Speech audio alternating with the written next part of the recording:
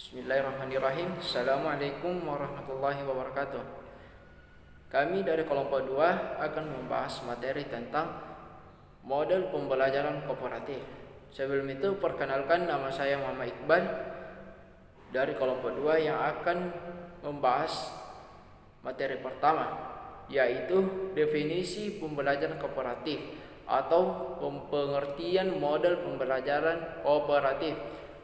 Kooperatif berasal dari bahasa Inggris, yaitu cooperation, yang artinya bersedia untuk membantu. Sedangkan menurut KBBI, kooperatif bekerja sama atau saling membantu. Menurut KBBI, kooperatif berarti bekerja sama atau saling membantu. Jadi, pembelajaran kooperatif adalah model pembelajaran yang dilakukan secara berkelompok untuk memudahkan tercapainya tujuan pembelajaran. Hal ini dilakukan agar peserta didik memahami pelajaran yang akan dipelajari. Yang kedua, tujuan pembelajaran kooperatif.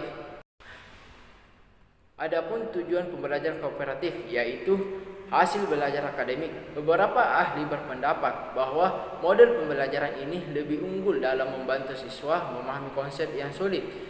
Para pengembang model pembelajaran ini telah menunjukkan bahwa model pembelajaran kooperatif ini telah mampu meningkatkan nilai siswa dalam pembelajaran akademik dan perubahan norma yang terkait dengan hasil pembelajaran. Yang kedua, penerimaan perbedaan individu. Pembelajaran kooperatif memberikan kesempatan bagi siswa dari berbagai latar belakang dan kondisi untuk bekerja dengan saling ketergantungan pada tugas akademik. Dan melalui proses model pembelajaran ini, peserta didik akan belajar untuk saling menghormati. Yang ketiga, pengembangan keterampilan sosial. Tujuan ketiga ini dari model pembelajaran kooperatif yaitu untuk mengajarkan keterampilan dan kolaborasi siswa. Keterampilan sosial penting bagi siswa karena saat ini banyak orang muda atau siswa sekarang ini masih kurang dalam keterampilan sosial. Itulah dari saya. Materi kedua saya persilakan. Terima kasih atas kesempatan yang diberikan. Saya akan melanjutkan materi mengenai prinsip dasar pembelajaran kooperatif dan ciri-ciri dari pembelajaran kooperatif. Yang pertama adalah prinsip dasar pembelajaran kooperatif. Menurut Nur, prinsip dasar pembelajaran kooperatif adalah sebagai berikut. Pertama, setiap anggota kelompok memiliki tanggung jawab atas semua yang dilakukan dalam kelompoknya. Yang kedua, setiap anggota kelompok harus tahu bahwa semua anggota kelompok memiliki tujuan yang sama. Yang ketiga, semua anggota kelompok harus berbagi tugas dan tanggung jawab yang sama di antara anggota kelompok. Yang keempat, semua anggota kelompok harus dievaluasi. Dan yang terakhir adalah semua anggota kelompok akan diminta pertanggungjawaban secara individual atas materi yang ditangani dalam kelompoknya. Selanjutnya, ciri-ciri pembelajaran kooperatif. Ciri-ciri pembelajaran kooperatif adalah sebagai berikut. Yang pertama, siswa dalam kelompok secara kooperatif melengkapi materi pembelajaran sesuai dengan kompetensi dasar yang ingin dicapai. Yang kedua, kelompok dibentuk dari siswa yang mempunyai kemampuan berbeda, baik tingkat tinggi, sedang, maupun rendah. Yang ketiga, penghargaan lebih ditekankan kepada kelompok, bukan kepada individu. Dari pembelajaran kooperatif, diskusi dan komunikasi dikembangkan dengan tujuan agar siswa saling berbagi pengetahuan, kemampuan, belajar satu sama lain untuk berpikir kritis, berbagi pendapat, saling memberikan kesempatan untuk menyalurkan kemampuan, saling membantu belajar, menilai kemampuan dan peran siswa itu sendiri dan teman-temannya. Materi selanjutnya akan disampaikan oleh teman saya. Bismillahirrahmanirrahim. Nama saya Farah Umayyah Husain. Saya akan menjelaskan langkah-langkah pembelajaran kooperatif. Penggunaan pembelajaran kooperatif seharusnya mengikuti langkah-langkah dan prosedur tertentu dalam penggunaannya. Hal ini dimaksudkan agar pembelajaran kooperatif dapat lebih efektif meningkatkan kemampuan dan hasil belajar siswa.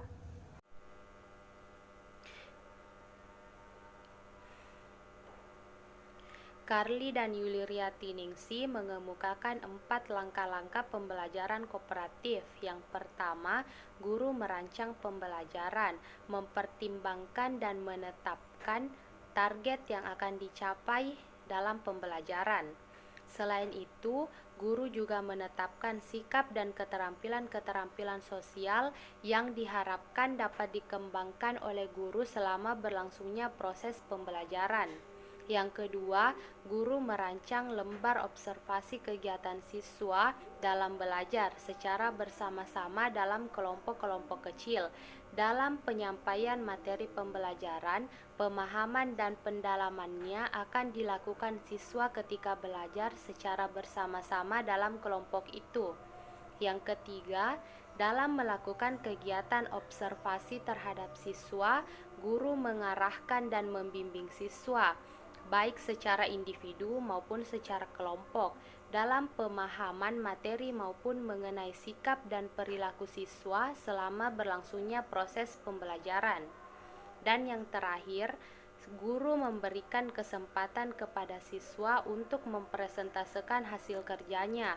Guru juga memberikan penekanan terhadap nilai perilaku dan sikap sosial yang dikembangkan dan dilatih oleh para siswa selama proses pembelajaran.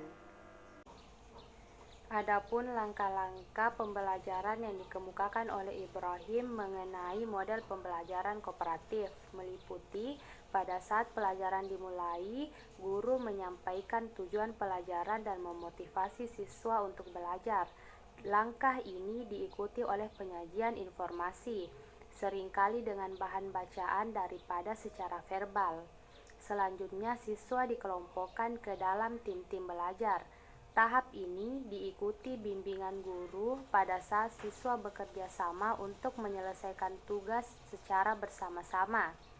Langkah terakhir pembelajaran kooperatif meliputi presentasi akhir, kerja kelompok, atau evaluasi tentang apa yang telah mereka pelajari, dan memberikan penghargaan terhadap usaha-usaha kelompok maupun individu agar siswa dapat termotivasi dalam mengikuti model pembelajaran kooperatif.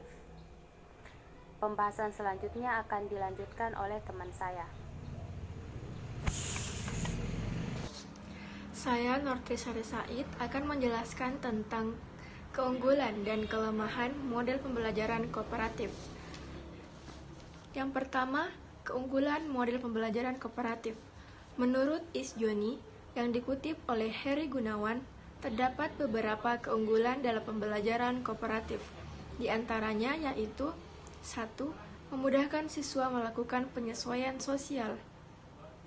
2. Memungkinkan siswa saling belajar mengenai sikap, keterampilan, informasi, perilaku sosial, dan pandangan-pandangan.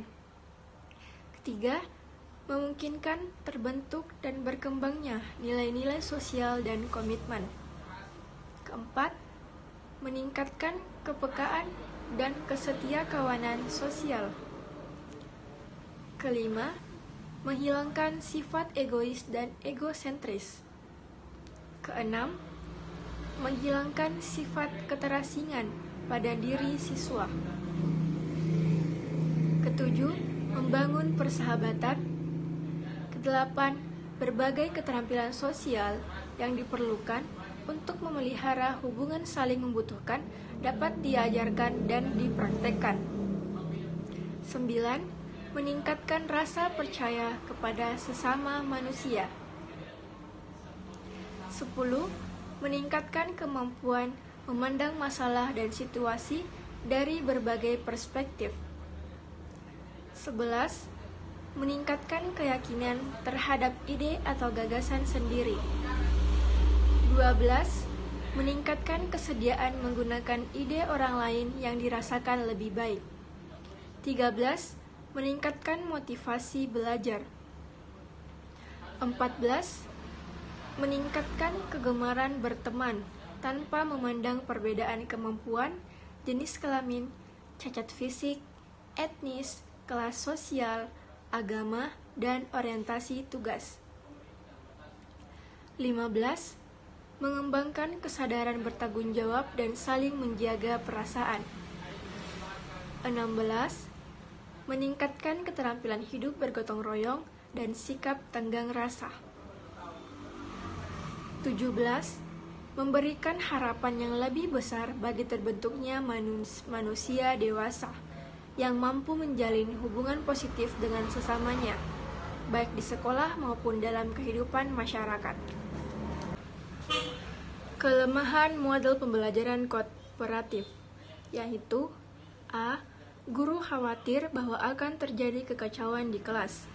Kondisi seperti ini dapat diatasi dengan guru mengkondisikan kelas atau pembelajaran dilakukan di luar kelas, seperti di laboratorium matematika, aula, atau di tempat yang terbuka. B. Banyak siswa tidak senang apabila disuruh bekerja sama dengan yang lain.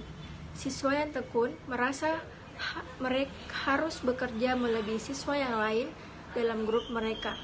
Sedangkan siswa yang kurang mampu merasa minder ditempatkan dalam satu grup dengan siswa yang lebih pandai. Siswa yang tekun merasa temannya yang kurang mampu hanya menumpang pada hasil jerih payahnya. Hal ini tidak perlu dikhawatirkan, sebab dalam model pembelajaran kooperatif bukan kognitifnya saja yang dinilai, tapi dari segi efektif dan psikomotoriknya juga dinilai, seperti kerjasama di antara anggota kelompok, keaktifan dalam kelompok, serta sumbangan nilai yang diberikan kepada kelompok. C. Perasaan was-was pada anggota kelompok akan hilangnya karakteristik atau keunikan pribadi mereka karena harus menyelesaikan diri dengan kelompok. Karakteristik pribadi tidak luntur hanya karena bekerja sama dengan orang lain. Justru, keunikan itu semakin kuat bila disandingkan dengan orang lain. D. Banyak siswa takut bahwa bekerja tidak akan terbagi rata atau secara adil, bahwa satu orang harus mengerjakan seluruh pekerjaan tersebut. Dalam model pembelajaran kooperatif, pembagian tugas rata. Setiap anggota kelompok harus dapat mempresentasikan apa yang telah didapatnya dalam kelompok, sehingga ada pertanggungjawaban secara individu. Mungkin dari materi kami tutup dengan doa kafaratul majelis. Subhanakallahumma wa bihamdik asyhadu an la ilaha illa anta astaghfiruka wa atubu ilaik. Wassalamualaikum warahmatullahi wabarakatuh.